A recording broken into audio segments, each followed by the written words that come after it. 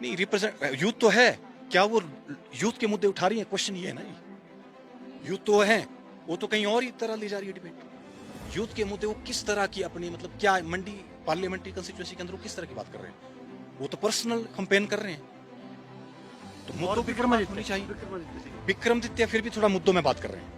मेरे जो कैंडिडेट है विनोद सुल्तानपुरी वर्सेस सुरेश कश्यप है। 5 साल में मुझे कोई सर उनके बारे में कोई खास ऐसा मुझे लगा नहीं पर्सनल कि मैंने उनके बारे में कोई ऐसी चीज देखी हो या पढ़ी हो या उन्होंने धरातल पे कोई ऐसा काम किया हो, वो मैंने आज तक नहीं देखा है सर। यूथ की नज़र में सर सांसद मुझे ऐसा लगता है जो इन्फ्लेशन की बात करे, जो एम्प्लॉयमेंट की बात करे, जो रूरल डेवलपमेंट की बात करे, या फिर जो रीजन की जो ज्योग्राफिक कंडीशन है उसकी बात करे, मुझे ऐसा लगता है कि वो सांसद हिमाचल के लिए सही रहना चाहिए। एक्चुअली ऑल ओवर इंडिया का एक ही मुद्दा है एम्प्लॉयमेंट, और मोदी गवर्नमेंट या फिर जो भी गवर्नमेंट इसके लिए जो काम करना चाहिए वो नहीं हुआ है। हिमाचल प्रदेश में आम चुनाव होने वाले हैं, सियासी हलचल एक तरफ है, लेकिन हम इस वक्त छात्रों के बीच है। छात्रों के असल मुद्दे क्या वो हाशिए पर रहते हैं, क्या वो चुनाव के दौरान इनके मुद्दे छात्र क्या समझते हैं, क्या उठते हैं या नहीं उठते हैं, इसी मुद्दे पर इनसे आइए समझने की कोशिश करते हैं छात्रों के असल मुद्दे क्या रहते हैं। हिमाचल प्रदेश में 1 जून को यहाँ मतदान होगा।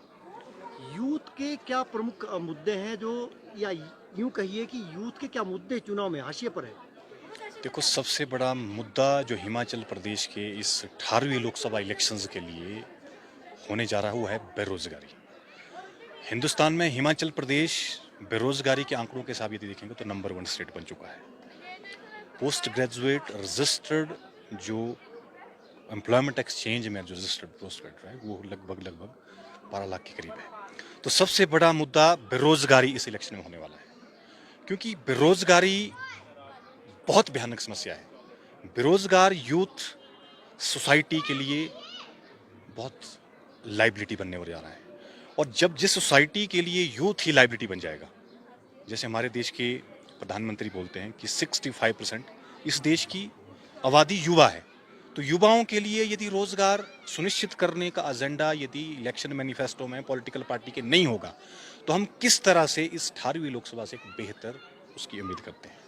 तो बेरोजगारी एक बहुत ही भयानक मुद्दा है, और ये सबसे ज्यादा मुद्दा ये इस इलेक्शन में होने वाला है। चुनाव में इसने राज्य की, जब राज्य के चुनाव होते तब कहा था 1 लाख लोगों को रोजगार देंगे, तो क्या वो वादा पूरा हुआ?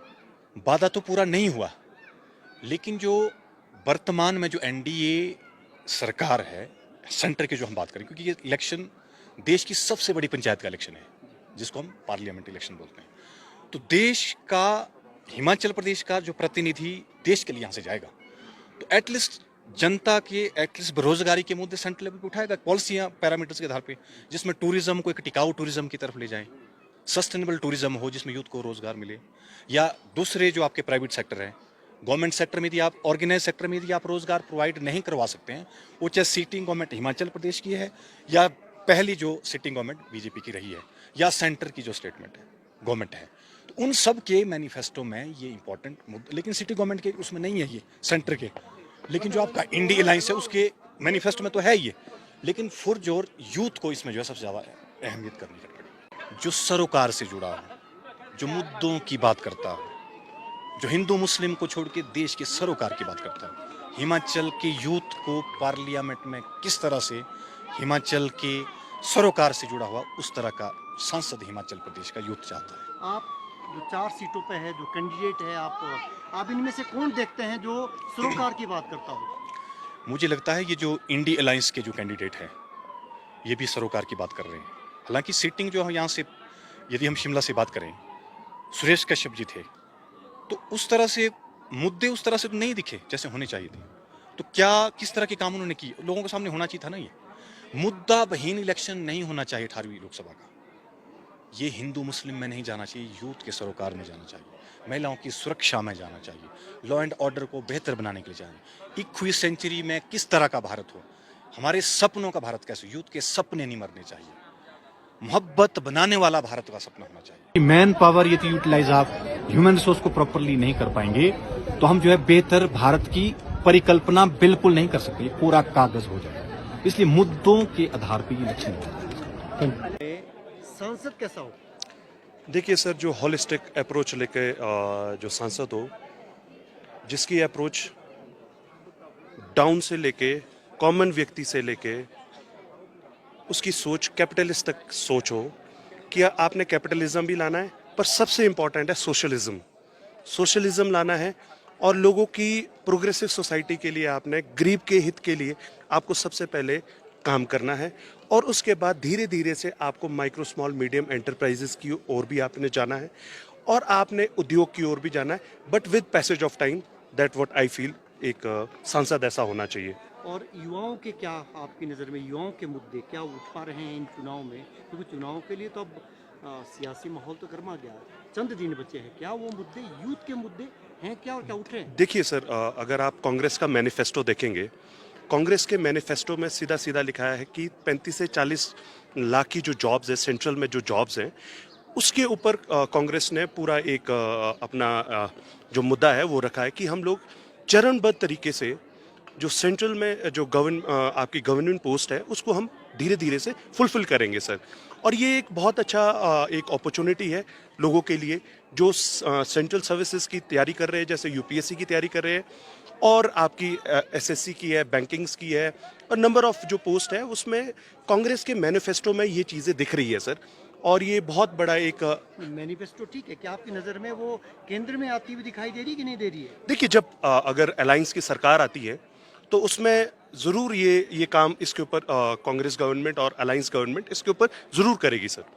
हिमाचल में जो अभी कैंडिडेट है 4 सीटों पर, जी सर। इसमें आप सबसे बेहतर कैंडिडेट किसको मानते हैं? अनुराग ठाकुर युवा है, विक्रमादित्य युवा है, कंगना रनौत युवा है, इनमें से आपकी कौन सी? देखिए सर, बेहतर की डेफिनेशन तो मैं दे नहीं सकता हूँ, पर जिस पार्लियामेंट्री से मैं आता हूँ, मैं कोटखाई से आता हूँ, तो मेरे जो कैंडिडेट है विनोद सुल्तानपुरी वर्सेस सुरेश कश्यप हैं। जो विनोद सुल्तानपुरी है एक यंग है, युवा है, और उस कॉन्स्टिट्यूएंसी के जो मुद्दे हैं उसको उठाने में वे सक्षम हैं, और नया युवा है, नया लड़का है, वो जानता है कि मैंने किस पिच पे मैंने लोगों की बात पार्लियामेंट पे करनी है। और जो हमारे सांसद जी थे उनका उतना हम लोगों ने कभी ऐसा नहीं देखा कि उन्होंने कोई प्रोग्रेसिवली कोई काम किया हो। नहीं, 5 साल रहे हो सांसद, तो 5 साल रहे, जी। 10 साल तक वीरेंद्र कश्यप रहे। जी जी। देखिए, 5 साल में मुझे कोई सर उनके बारे में कोई खास ऐसा मुझे लगा नहीं पर्सनल कि मैंने उनके बारे में कोई ऐसी चीज़ देखी हो या पढ़ी हो या उन्होंने धरातल पे कोई ऐसा काम किया हो, वो मैंने आज तक नहीं देखा है सर। सब कैसा हो? यूथ की नज़र में सर सांसद मुझे ऐसा लगता है जो इन्फ्लेशन की बात करे, जो एम्प्लॉयमेंट की बात करे, जो रूरल डेवलपमेंट की बात करे, या फिर जो रीजन की जो ज्योग्राफिक कंडीशन है उसकी बात करे, मुझे ऐसा लगता है कि वो सांसद हिमाचल के लिए सही रहना चाहिए। इनमें से जो अभी चाहे वो कंगना रनौत है, विक्रमादित्य सिंह है, अनुराग ठाकुर है, सुरेश कश्यप है, ये इनमें से आपको कौन सी, आपकी युवाओं की पसंद कौन सी है? हाँ, मुझे ऐसा लगता है शायद विक्रमादित्य सर और अनुराग ठाकुर जी, दो ऐसे लीडर लग रहे हैं मुझे जो शायद रीजनल जो मेरा क्राइटेरिया है उसको फुलफिल कर रहे हैं। युवाओं के, आपने कहा युवाओं का जिक्र किया, युवाओं की बेरोजगारी के मुद्दे पर कितनी संजीदा राजनीतिक दल है? दोनों पार्टियाँ। मुझे ऐसा लगता है शायद जो बीजेपी है उसका उतना ध्यान शायद एम्प्लॉयमेंट पे शायद नहीं था, और जो प्रेजेंट जो गवर्नमेंट है वो शायद ज़्यादा इसके ऊपर फोकस कर रही है। तो आप लोग यूथ क्या सोचते हैं, क्योंकि हमने ये भी देखा कि यूथ एक तरह से हताश है, निराश है, क्या पार्टिसिपेट यूथ हिमाचल प्रदेश के चुनाव में वैसे करेगा जैसा जोश पहले होता था? नहीं, मुझे ऐसा लगता है शायद यूथ थोड़ा इनएक्टिव रहता है, शायद थोड़ा पैसिव रहता है, पर हाँ पार्टिसिपेट ऑब्वियसली पार्टिसिपेट करेगा। बताइए, और कहाँ से आप ताल्लुक़ रखते हैं? एक्चुअली मेरा नाम लव कुमार है, मैं झारखंड से हूँ और मैं तो एज ए टूरिस्ट आया हूँ, but actually all over India का एक ही मुद्दा है, एम्प्लॉयमेंट। और मोदी गवर्नमेंट या फिर जो भी गवर्नमेंट इसके लिए जो काम करना चाहिए वो नहीं हुआ है इन 10 सालों में, तो नहीं हुआ। जितना हम लोग का एक्सपेक्टेशन था उतना तो बिल्कुल नहीं हुआ। सो हमारा जो मुद्दा है और जो गवर्नमेंट का मुद्दा बिल्कुल अलग है। उनके लिए धर्म है ज़्यादा, उनको जहाँ से वोट मिले, लेकिन हमारे लिए तो बिल्कुल एम्प्लॉयमेंट ही है मुद्दा और कुछ नहीं यूथ के लिए। जो यूथ है वो उस तादाद में पार्टिसिपेट नहीं कर रहा है जैसे पहले हो, because of that reason, because जो गवर्नमेंट है, जो सिटिंग गवर्नमेंट है, उसको एम्प्लॉयमेंट के बारे में बोलना चाहिए, कैसे एम्प्लॉयमेंट देना है, और गवर्नमेंट का बिल्कुल ही इस पर फोकस नहीं है। हमने काफ़ी सारा रैलियों में भाषण को देखा है, लेकिन उनका कहीं भी ये नहीं रहता है, जो भी सीट्स नेतृत्व भाजपा से हैं। तो बेसिकली जब लोगों को नहीं लग रहा है कि उनके बात को इशू को उठाया जा रहा है, इसलिए वो तादाद में बहुत ज़्यादा नहीं निकल रहा है। That is the reason, main reason. तीन भारत देख रहे हैं आप, नमस्कार।